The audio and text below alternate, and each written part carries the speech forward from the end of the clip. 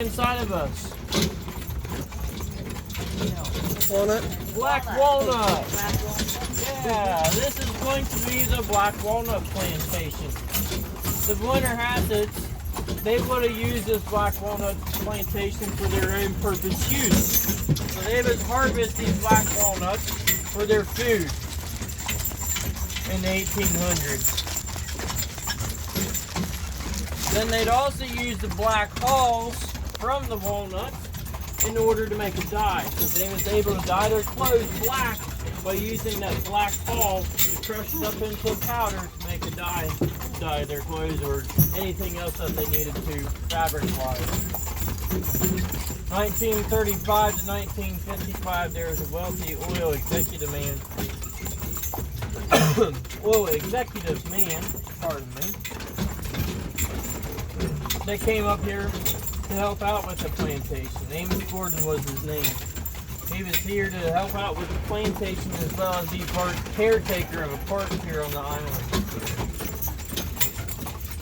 I'll talk about that a little bit on the other side. To the right of us here we have the Blennerhasset Mansion. This is not the original mansion. The original mansion was built in 1800. Only lasted 11 years before it burnt down. Oh my goodness. We got a West Virginia pothole there. Sorry about that one. The house that you see here today was built in 1984 through 1986.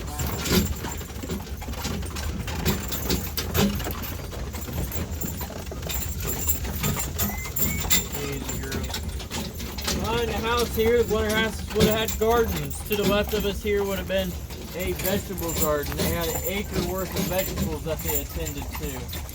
Closest to the river on the right side of us would have been Margaret's garden. That's where all of her flowers would have been at. A little bit closer to the road here would have been a hothouse. The Blennerhassets grew oranges, lemons, and figs here on the island in that hothouse. As we pass it there, that's the remaining foundation of the tenant house. Walk there. No matter where they had their helpers at, whether they were down at the dairy barn or up here at the gardens, they had somewhere for them to stay at. They transformed that tenant house into a broom factory in the 1880s. Walked in here. Where they produced their brooms by growing all the products here on the island.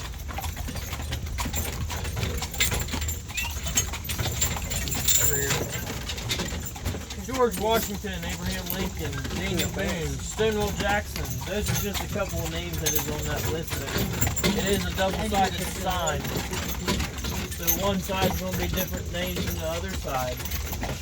It also lists the year and whether they are a president of the United States, a vice president, governor, engineer, explorers, scouts, soldiers, king of France. Has even traveled by the Blennerhasset Island. To the right of us here we have the second oldest house in the Mid-Ohio Valley. The Putman Hauser house here was built in 1802. Built in Belfry, Ohio. So across the river here and up on top of the hill. It stayed there until 1986. They donated it to the island. They transported it by using the river, so they used the barge to transport it. They used one barge by removing the front porch and the back porch and moving the entire house in one piece. To the left of us here we have a hollow sycamore tree. We call it bear tree because there's a cub, like a little knot on there, looks like a little bear cub on the other side. You're able to climb inside of it and stand up if you so choose to. It's about 6.5 foot tall on the inside of there. The old log house here to the right of us is livable. There is one gentleman that lives on this island. His name is Tom. He works in the gift shop from time to time, or even the concession stand I have seen him. Pothole here. When they brought this house over in 1986, they actually had to bring it over in pieces, so they had to plate Lincoln logs. They had to build it back. If you also look here to the right of us, in our horse field is some wild turkeys. We also have Canadian geese, eagle's nests, and hawks, amongst all the other area birds as well.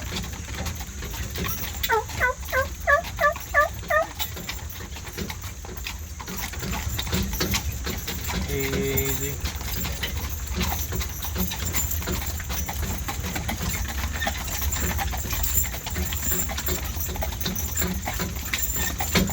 Our four-legged creatures would be squirrels, raccoons, possums, deer, coyotes, bobcats, and red fox here on the island.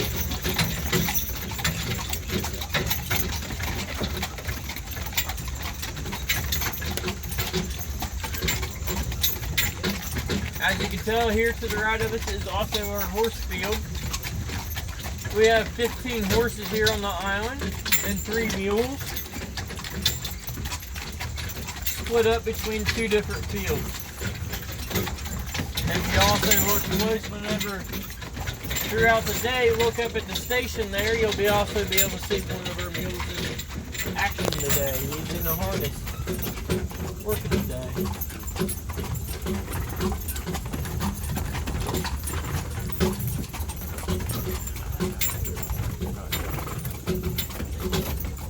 Use your tail. Come on. Man. I knew you were going to do that to me.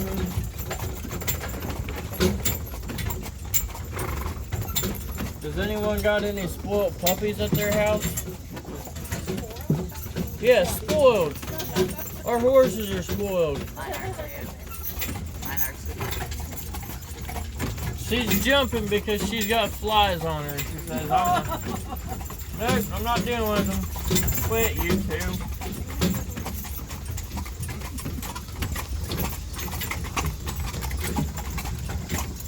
Anybody have any questions so far? How many people you got running the island? For the horse crew or for the entire island? Oh, I wouldn't say no more than 25. That's counting all the state employees that's here that, you know, that no one really sees because they're off doing other things. As well as the boat drivers too. I mean, I'm counting them guys as well.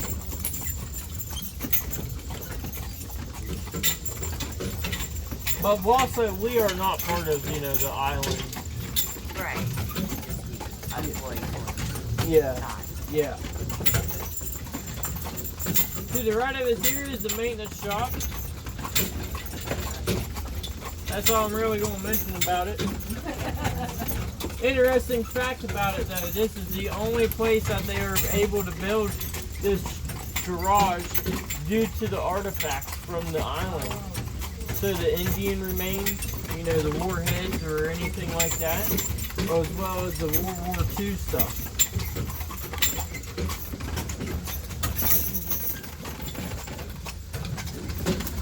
What they do here in World War II. Had an airstrip here. Practice on landing airstrips. Do your airplanes here? How we all doing today? Most certainly is. To the left of us here, we have a deer enclosure. This deer enclosure is a study from Hawking College, partnered up with DuPont. There's a 10-year program. They were seeing what the island would look like undisturbed. So that area that you see fenced off is what the entire island would look like if there was no deer or anyone else disturbing the area.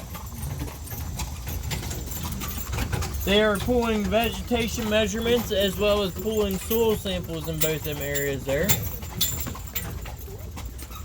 There are 2 other deer enclosures on the island also. The population of the deer here ranges from 250 to 560 deer on the island.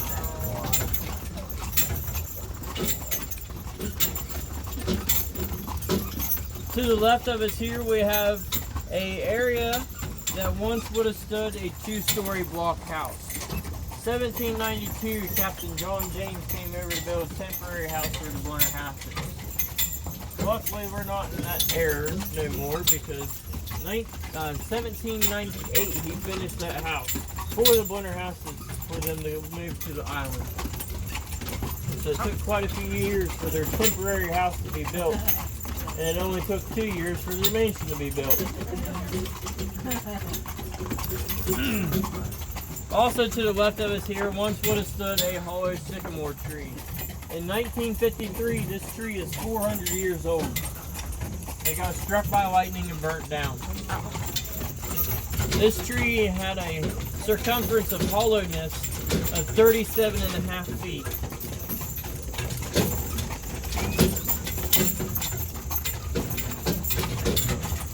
To the right of this area is our second horse field. This is a Blennerhasset plantation. This is where they would have planted all their crops, the corn, the wheat, or anything else that they needed for their dairy cows. So, get that butt back over here. Anyone spot a mule in that field there to the right as well? Alright. Everyone see that white line there just below that second story window? Kind of faint. It's going to be hard to kind of see sometimes. That is a flood line. The Neal House was built in 1833. Everything you see there is handmade and hand-placed. There's a famous poet that lived there once upon a time named Walt Whitman. Walt wrote a poem called Queen of the Waters talking about the Blennerhasset Mansion.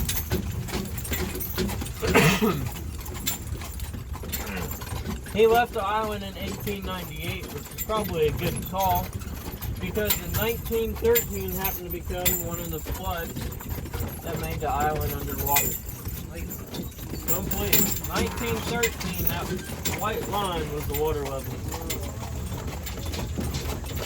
How many acres are on that island? Let's take a guess on that one. How many acres is on the Blennerhasset Island? 22? Oh, there's going to be more than 22. Huh? 500 is going to be the closest one. We're going to go with 381 acres. Wow. The island is 3.83 miles long.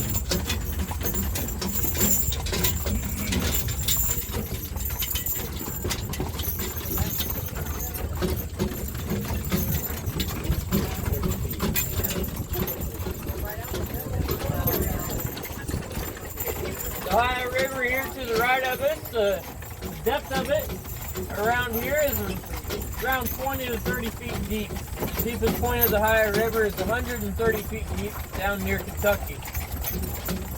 Also to the right of us in this little cove area is a little area for camping that they allow Boy Scouts and Girl Scouts to come to camp out from time to time. Oh, goodness. There you go.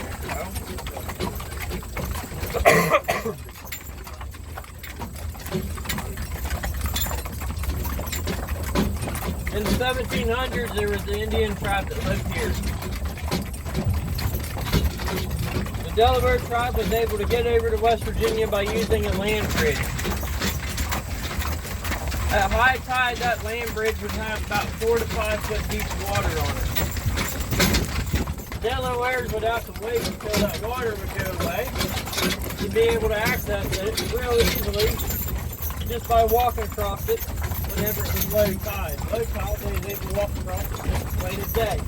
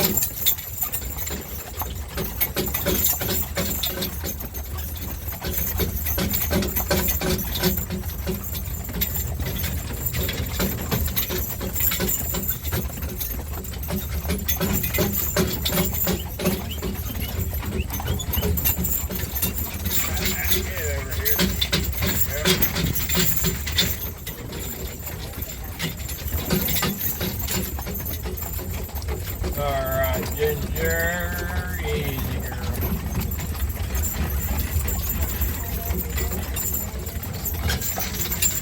Walk,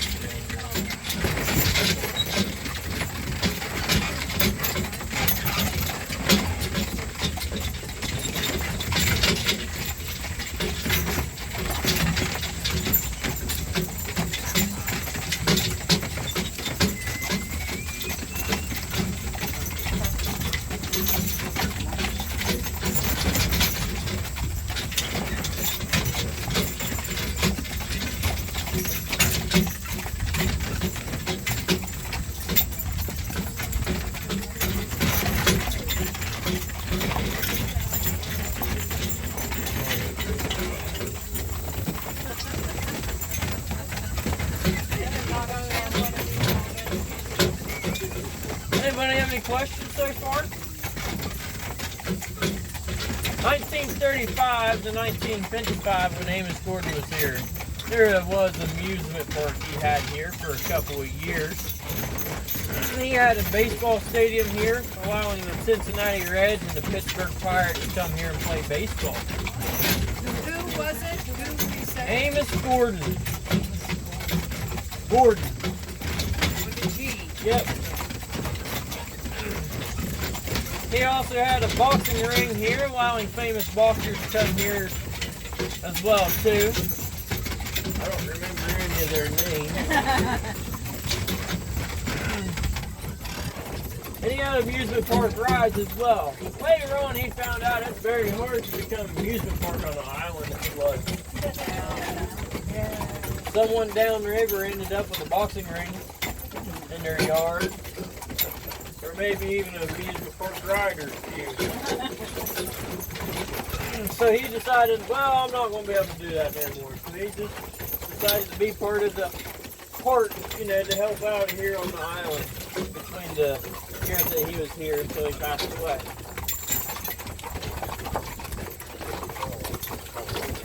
So with the flooding that does happen on the island,